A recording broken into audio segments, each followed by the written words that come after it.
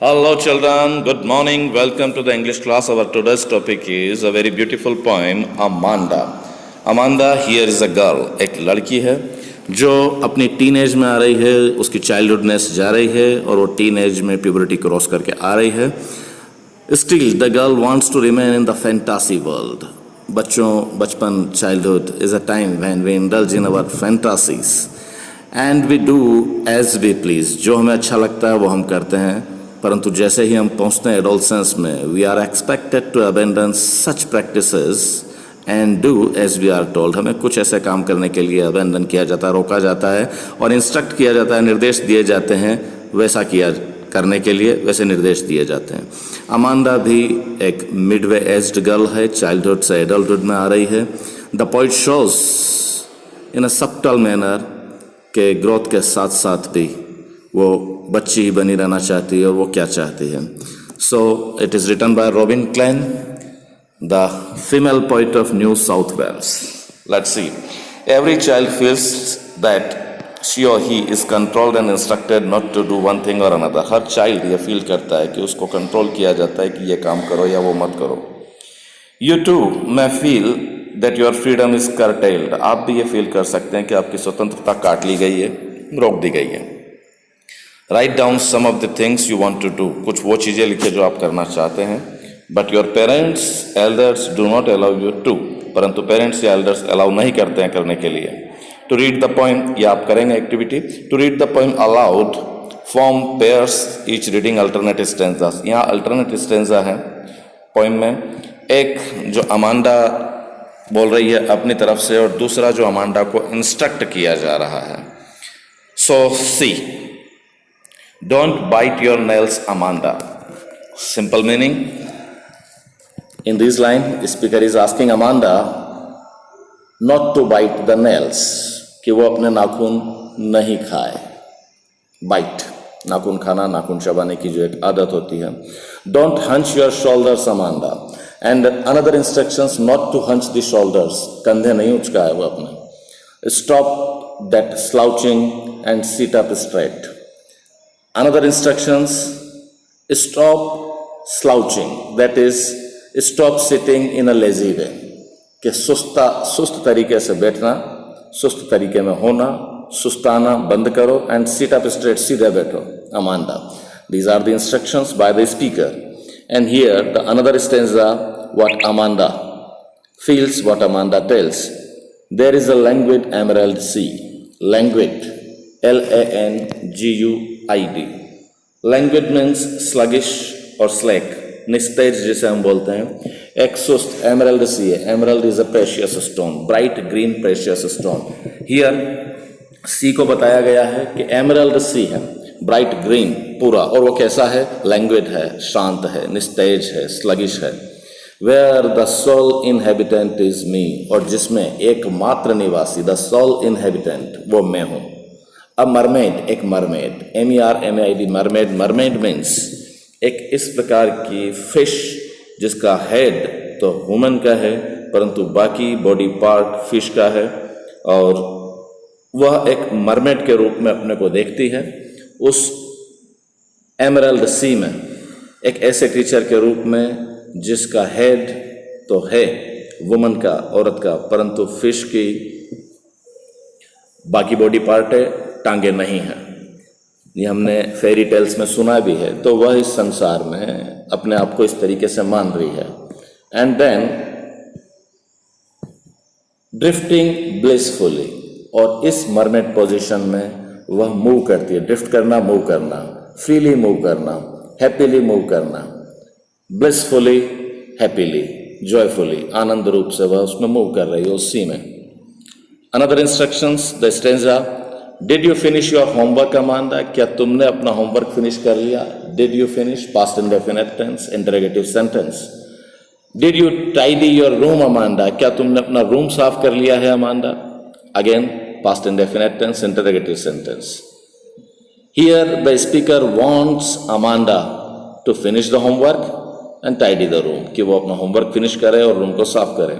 I thought I told you to clean your shoes Amanda, मैं सोचती हूँ, मैंने सोचा कि मैं तुमको कहूँ कि तुम अपने जूते साफ कर लो. Another instructions, now the stanza of Amanda, I am an orphan roaming the street, मैं एक अनाथ हूँ, ऑर्फन जिसका कोई टेकिंग केयर करने वाला नहीं हो। रोमिंग द स्ट्रीट, भटकती हुई, फ्रीली रोमिंग करती हुई गलियों में। I pattern soft dust with my hurt bare feet, यहाँ पर यह कह रही है कि मैं पैटर्न करती हूँ सॉफ्ट डस्ट, मेरे जो नंगे पैर हैं उन नंगे पैरों से जो स्ट्रीट में घूमने से जिसमें डस्ट लग जाती है उससे मैं निशान बनाती हूँ एंड डिफरेंट पैटर्न्स बनाती हूँ डस्ट के जो मेरे बेयर फिट पे लगी हुई है उस डस्ट से। This experience of roaming free and doing things she likes, how the silence is golden, और इस एक्सपीरियंस को साइलेंस में इस रोमिंग के एक्सपीरियंस को वो गोल्डन बताती है। यहाँ पर is the silence is golden, metaphor is there poetic device and sweet for me, और मेरे लिए अच्छा है। द फ्रीडम इज स्वीट, ये जो स्वतंत्रता है ये इसके लिए स्वीट है, मीठी है, अच्छी है। Don't eat that chocolate Amanda, remember your acne Amanda, will you please look at me when I am speaking to you Amanda.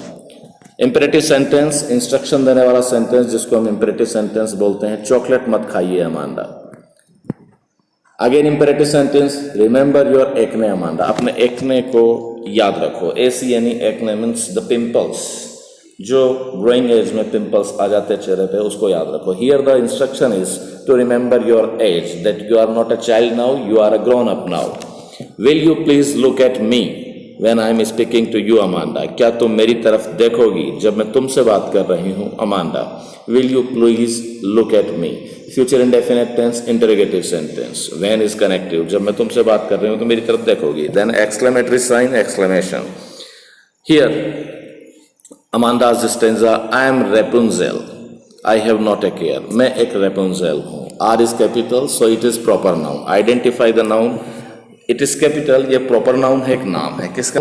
Is German fairy tale about a girl imprisoned in a tower who lets down her long hair for a rescuer to climb। एक fairy tale है German की जिसमें रेपुंजेल वो लड़की है एक जो एक टावर में इम्प्रिजन्ड कैद है और अपने लंबे बालों को नीचे करती है ताकि जो बचाने वाला है, रेस्क्यूअर है, वो उन लंबे बालों से चढ़ सके। एंड ये एक फिक्शियस है, फिक्शन्ड गर्ल है, who is the protagonist and title character of the fairy tale. ये एक प्रोटागोनिस्ट है मेन, और फेरी टेल की जो कहानियां हैं उसका मेन प्रोटागोनिस्ट है। तो यहाँ अमांडा अपने आप को रेपुंजेल मान रही है, मेरे कोई आई हैव नॉट केयर, मैं कोई परवाह नहीं करती हूँ। Life in a tower is tranquil and rare, tower में जहाँ कैद है वहाँ जो लाइफ है वो ट्रैंक्विल है, मीन्स फ्री फ्रॉम डिस्टर्बेंस है, काम है, शांत है, एंड रेयर है और दुर्लभ है। ऐसी life I wish to live, I like. I certainly never let down my bright hair, और मैं बचने के लिए, किसी रेस्क्यूअर के लिए, मददगार के लिए, जो फेरी टेल का प्रिंस आता है, बचाता है, उसके लिए अपने बालों को, जैसे रेपुंजेल अपने बालों को नीचे गिराती है, मैं अपने बालों को नीचे नहीं गिराऊंगी, मुझे बचना ही नहीं है, मैं तो वहां पे उस लाइफ में मस्त। Then another instructions, stop that sulking at once Amanda. That sulking means इस तरह से बदमिजाज होना, बदतमीज होना, मचलना, दैट इज सल्किंग। यहाँ पे ये जीरंड है, नाउन का काम कर रहा है नॉन फाइनाइट्स के अंतर्गत। इस तरह से साइलेंट, मोरोस, बेड टेम्पर्ड होना, बदमिजाज, बदतमीज होना, रोको Amanda. Imperative sentence, you are always so moody, तुम हमेशा बहुत मूडी हो अमांडा, अपने मूड से काम करती हो। एनीवन वुड थिंक, कोई भी यह सोचेगा, दैट आई नेग्ड एट यू, कि मैं तुम्हारी तरफ क्या करती हूँ, नेग्ड करती हूँ, मतलब तुम्हारी गलतियाँ निकालती हूँ, कंटिन्यू फॉल्ट फाइंडिंग करती हूँ, कंटिन्यू अर्ग करती हूँ, तुम्हारे साथ अर्जिंग करती हूँ। तो यहाँ कोई भी देखेगा तो ये सोचेगा कि मैं तुम्हें बार बार टोकती रहती हूँ, तुम्हारी गलतियाँ निकालती रहती हूँ, और ये ऐसा है क्योंकि तुम बदतमीज हो, सल्क हो, सल्किंग एटीट्यूड है तुम्हारा। Stop this. So here is the free and good poem, a very interesting poem written by Robin Klein, the lady. Childhood, as we know, everybody wants liberty in life, and childhood is the time full of liberty in life. The Amanda is instructed not to bite nails, not to hunch her shoulders. She is instructed to sit straight. She wants freedom. and wishes to draft and in the sea like a mermaid. The speaker asks her if she has done her homework, cleaned her room and shoes and etc. And the girl wishes to be an orphan roaming freely in the dusty streets. And speaker forbids her to eat chocolates, but the little girl does not even look at the speaker because she does not like this type of restrictions. She considers herself to be Rapunzel, the protagonist of fairy tales, and yearns that some prince will come for the sake of her liberty, but even then she doesn't want that liberty to be saved. वो अपने बाल गिराएगी भी नहीं. दोस्तों इसको देखिएगा. The new vocabulary word glossary, language, drifting, pattern and tranquil. Remember these. And now come to the question part. Hurry up. जल्दी से एक बार देखेंगे. How old do you think Amanda is? How do you know this? आपको क्या लगता है Amanda कितनी बड़ी है और इस बात को आप कैसे जानते हैं, कैसे आपकी ये बात समझ में आती है कि अमांडा कितनी बड़ी है? एक सिंपल सी बात है, इसको हम जान जाते हैं इस बात से कि वो टीनेजर है. This is around 12, 13, 14 years around. Because she has acne on her face. Usually boys or girls at this age have acne on their faces. The second one, who do you think is speaking to her? आपको क्या लगता है कौन उससे बात कर रहा है? Either mother or father or the elder one of the family is speaking to her, in my opinion. Then the next one, why are stanzas 2, 4 and 6 given in parenthesis? Stanza 2, 4 and 6 parenthesis में क्यों दिया है, bracket में क्यों दिया, अलग से क्यों दिया, हमें समझाने के लिए कि यहाँ कौन बोल रहा है. These stanzas are given in parenthesis because they are not spoken by the speaker.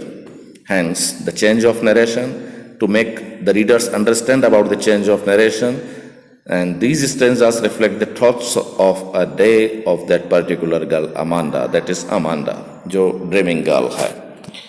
Then the number 4, who is the speaker in stanzas 2, 4 and 6? Do you think this speaker is listening to the speaker in stanza 1, 3, 5 and 7? Stanza 2, 4, 6 का speaker कौन है? Definitely the speaker of stanza 2, 4 and 6 is the Amanda. Second stanza he Amanda का है तो हम समझ जाते हैं. और क्या आपको लगता है कि ये speaker that is Amanda stanza 1, 3, 5 और 7 के स्पीकर को लिसन कर रहा है, सुन रहा है? नहीं सुन रहा है. वो अपने आर्ग्यूमेंट दे रहा है कि उसे कैसा करना है. अमांडा जो आर्ग्यूमेंट दे रहा है, so she does not listen to the speaker in stanza 1, 3, 5 and 7 as she is a day dreaming girl having argument with every instructions which is being given to her. What could Amanda do if she were a mermaid? अगर वो mermaid हो तो क्या करेगी? She के बाद यहाँ वर आया है, that is conditional sentence. Remember it, what ever may be the subject, उसके बाद उस कंडीशनल में, हाइपोथेटिकल कंडीशनल में उस सब्जेक्ट के बाद वर आ जाता है. दैट्स वाई यहाँ पे ये वर आया है. इसको ध्यान रखिएगा, नोट करिएगा दोस्तों. Conditional sentence, hypothetical scene, hypothetical condition. अगर वो मरमेड है तो क्या करेगी? If Amanda were a mermaid, condition, she could move about in the green sea blissfully. वो उस ग्रीन जो वास्ट सी है, जो एमरल्ड ब्राइट सी है, उसमें वो blissfully, joyfully मूव करेगी, ड्रिफ्ट करेगी. And then the next one, is Amanda an orphan, why does she say so? क्या वो एक अनाथ है? अनाथ तो नहीं है, बिकॉज somebody इज इंस्ट्रक्टिंग हर. फिर भी वो ऐसा क्यों बोलती है? वो ऐसा बोलती है because she wants to have freedom which perhaps she does not have to be a parental child. अगर केयरिंग वाला चाइल्ड है तो वो फ्रीडम उसको नहीं मिलेगी. That's why she says so. Then, do you know the story of Rapunzel? Why does she want to be Rapunzel? क्या आपको स्टोरी पता है? इस फेरी टेल को आप समझ लीजिएगा. ये हीरोइन है फेरी टेल की, ब्यूटीफुल गर्ल है, लॉन्ग प्लेटेड हेयर है, इम्प्रिजन्ड है लॉन्ग टावर पे. एक हैंडसम प्रिंस आता है और हैंडसम प्रिंसेस को बचाता है. इसको आप देखेंगे, लिखेंगे. And why does she want to be Rapunzel? She want to be Rapunzel to be free from any type of restriction. वो इस डल लाइफ से बोर है और वो उस टावर पे उस फ्रीली जो चाहे वो करना चाहती है, इसलिए वो रेपुंजल बनना चाहती है. What does the girl yearn for? What does this poem tell you about Amanda? वो किस बात पे इच्छा करती है, क्या बनना चाहती है, और इससे आपको अमांडा के बारे में क्या पता चलता है? The girl yearns for freedom, freedom and freedom only. She wants to lead her life the way she likes, जैसे वो चाहती है वैसे करना चाहती है. Perhaps she does not get freedom in her house, शायद उसको अपने घर में फ्रीडम नहीं मिलती होगी, जैसा कि हर बच्चा सोचता है. And that's why in her day dreams she imagines her to be free and charming. And then the next one, read the last stanza. Do you think Amanda is sulking and is moody? क्या आपको लगता है कि Amanda sulking है, बदतमीज है, and Moody है? The poet thinks that Amanda is sulking. In fact, Amanda is not happy with her surroundings, with the environment being provided to her in her house. She often escapes to the world of daydreams. वो fantasy world में अपनी चली जाती है. That's why when she comes back from those dreams, जब वो सपनों से वो वापस आती है, to the world of harsh reality, इस कठोर वास्तविकता के संसार में, she dreams और she seems to be sulking, तब वो प्रतीत ऐसा होती है कि वो बदतमीज है, बदमिजाज है, एंड मूडी है. सो दैट्स ऑल दोस्तों, इसको ध्यान रखिए, एक्सरसाइज कीजिए, रिमेंबर कीजिए. A very beautiful poem. Keep learning, keep rocking. Wish you all the best. Keep liking and keep sharing the video. Please comment, your comments are solicited. Wish you all the best.